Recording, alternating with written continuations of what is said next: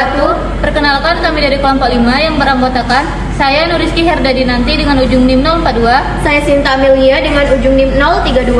Saya adalah Sulastri dengan ujung NIM 026. Di sini kami akan membahas tentang struktur protein pada mata kuliah Biokimia 1. Selamat menyaksikan. Tujuan pembelajaran: mahasiswa menguasai pondasi saintifik pada materi protein. Materi singkat: protein merupakan biomolekul penting yang menyusun sel dan jaringan, serta berperan dalam hampir semua proses biologis, mulai dari katalisis reaksi kimia oleh enzim hingga transportasi molekul dan pertahanan tubuh. Keunikan fungsi protein ditentukan oleh strukturnya, yang tersusun secara bertahap dari tingkat paling sederhana hingga paling kompleks. Setiap tingkat struktur memiliki peran penting yang saling berkaitan, mulai dari urutan asam amino hingga bentuk 3 dimensi yang spesifik. Pemahaman mengenai struktur primer, sekunder, tersier, dan kuartener protein sangat diperlukan untuk menjelaskan bagaimana protein dapat melipat, berinteraksi, dan menjalankan fungsi biologisnya secara tepat di dalam organisme. Adapun objek yang digunakan yaitu manusia, alat yang digunakan yaitu handphone dan laptop. Prosedur percobaan: 1. Mempelajari materi struktur protein. 2. Mencari dan menentukan objek dari struktur protein. 3. Pembuatan video, dimulai dari pembuatan video pembukaan hingga merekam objek yang diamati. 4. Pengeditan video agar menarik untuk ditampilkan. Struktur primer adalah urutan linear asam amino dalam rantai polipeptida yang dihubungkan oleh ikatan peptida kovalen antara gugus karboksil 1 asam amino dengan gugus asam amino berikutnya. Urutan ini bersifat unik untuk setiap protein dan sangat menentukan bagaimana rantai polipeptida akan melipat di tahap selanjutnya. Orientasi dimulai dari ujung amino ke ujung karboksil.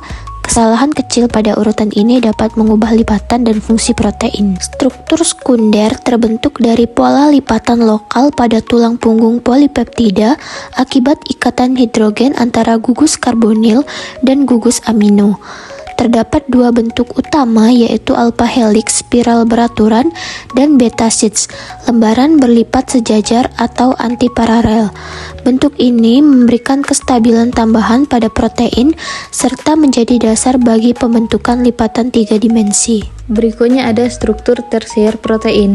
Digambar merupakan contoh struktur tersier protein pengeritingan rambut. Struktur tersier adalah susunan 3 dimensi dari satu rantai polipeptida yang terbentuk akibat interaksi antar gugus R, seperti ikatan hidrogen, ionik, hidrofobik, van der Waals, dan ikatan disulfida.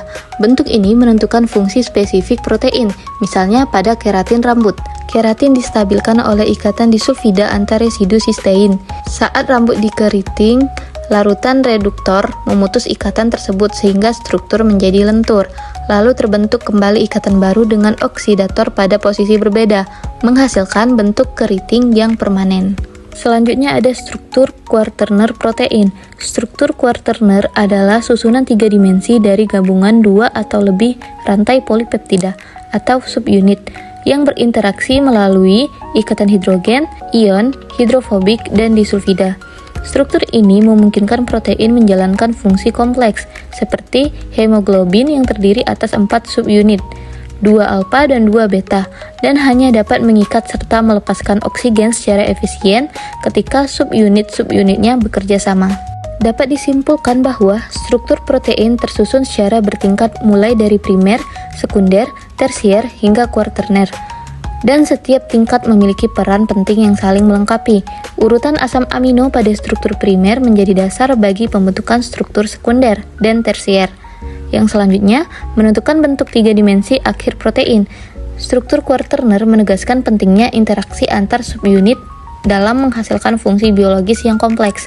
Dengan demikian, pemahaman mengenai keempat tingkat struktur ini sangat penting untuk menjelaskan bagaimana protein dapat melipat, berinteraksi, serta menjalankan fungsi vitalnya dalam kehidupan organisme. Demikianlah pembahasan dari kami akhiri dengan Wassalamualaikum warahmatullahi wabarakatuh.